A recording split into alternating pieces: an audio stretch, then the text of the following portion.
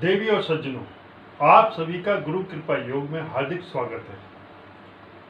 दोस्तों, अभी हम दो चक्र के विषय में चर्चा कर चुके हैं। पहला मूलाधार, पहला चक्र, दूसरा स्वादिष्ठान, दोनों के बारे में विस्तार से चर्चा की। अब तीसरा चक्र आता है मणिपुर। मणिपुर, इसका मूल मंत्र है रम। देख, कंफ्यूज नहीं होना है। मूलाधार का था लम, LAM। स्वादिष्ठान का था वम, VAM। मणिपुर का है RAM, रम या राम। देखिए, रम बोलेंगे, राम नहीं बोलेंगे। इसकी लोकेशन नाभि से ऊपर, स्वादिष्ठान नाभि से नीचे था, मणिपुर नाभि से ऊपर। इसकी बनावट क्या है?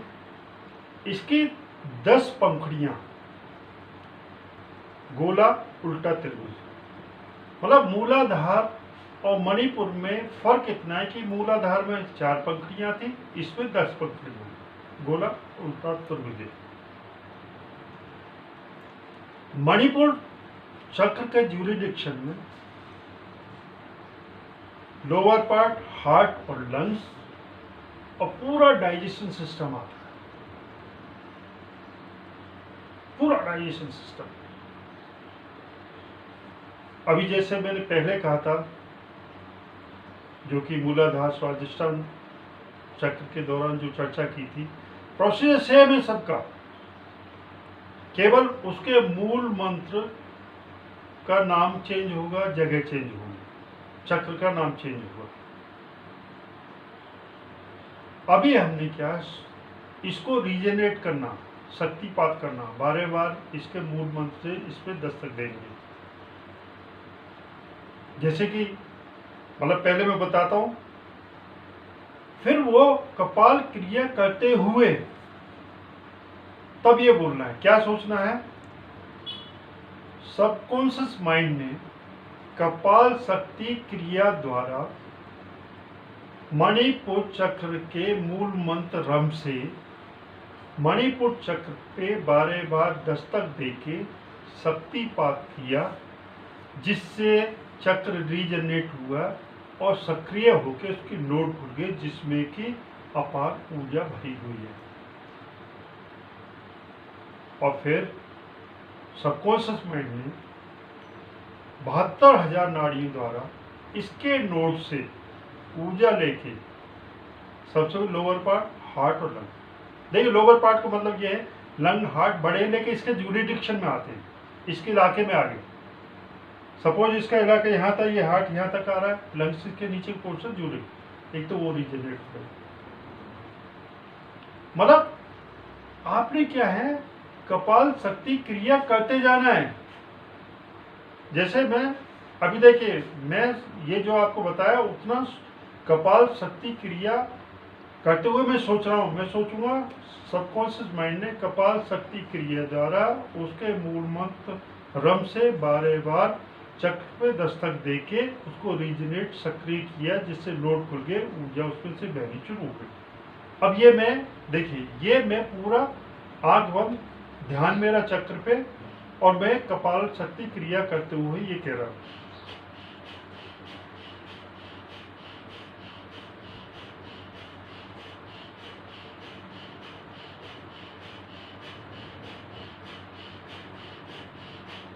मैं पहुंच गया शक्ति।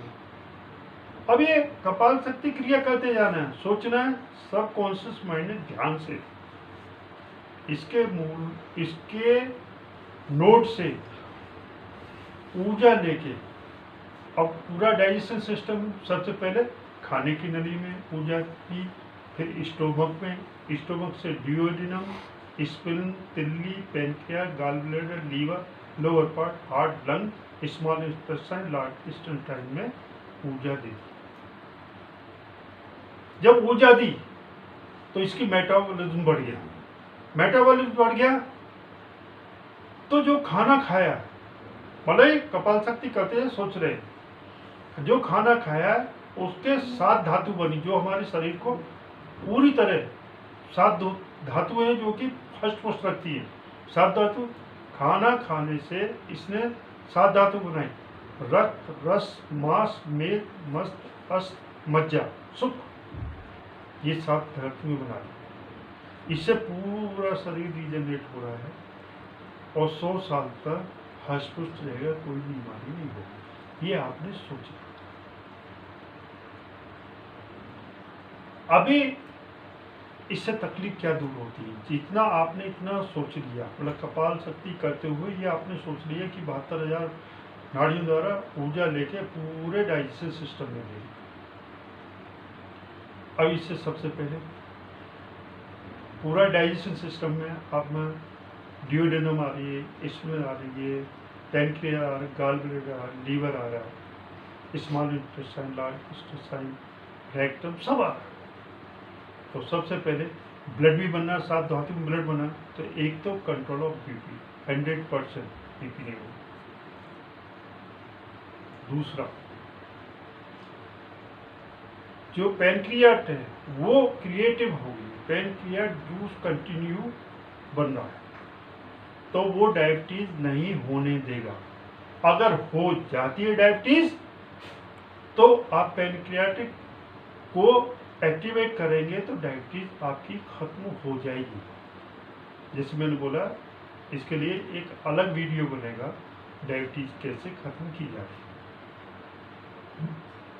उसके बाद कॉन्स्टिपेशन नहीं होगा, पूरा डाइजेशन सिस्टम रीजनरेट, स्टोमक हो जाएगी। स्टोमक जब रीजनरेट हो जाएगी तो ना तो एसिडिटी होगी ना इंडाइजेशन होगी। स्मॉल इंटेस्टाइन, लार्ज इंटेस्टाइन में खाने को उसका रस, रक्त, मांस में अस्मज्जा, शुक्र बना के पूरे शरीर को दे दिए, वेस्ट को निकाल देंगे।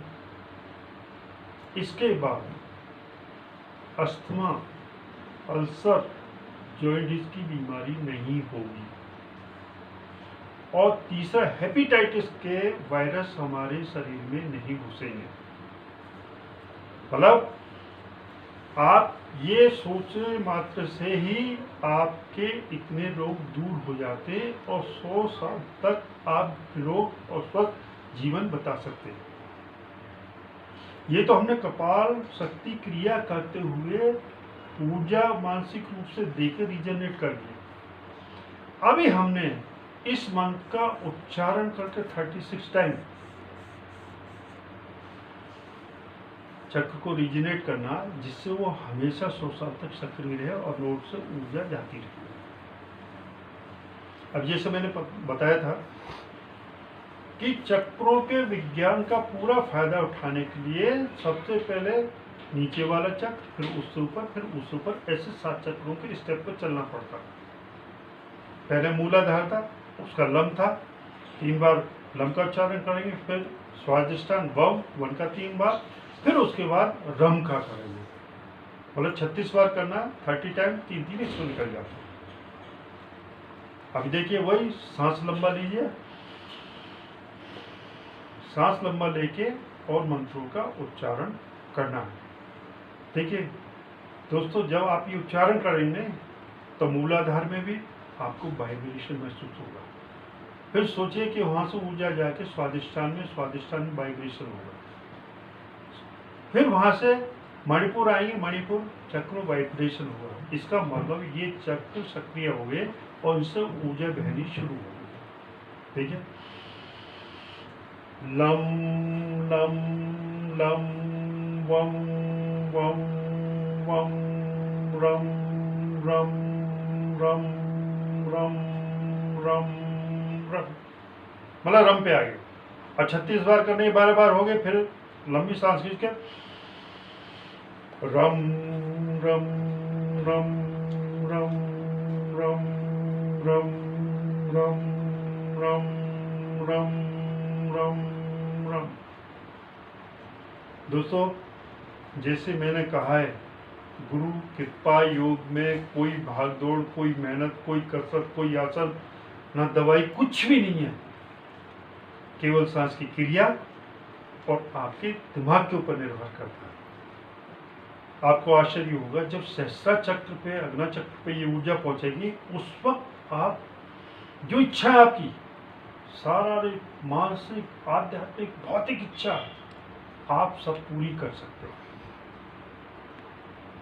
ये आपने वीडियो देखा, थैंक यू।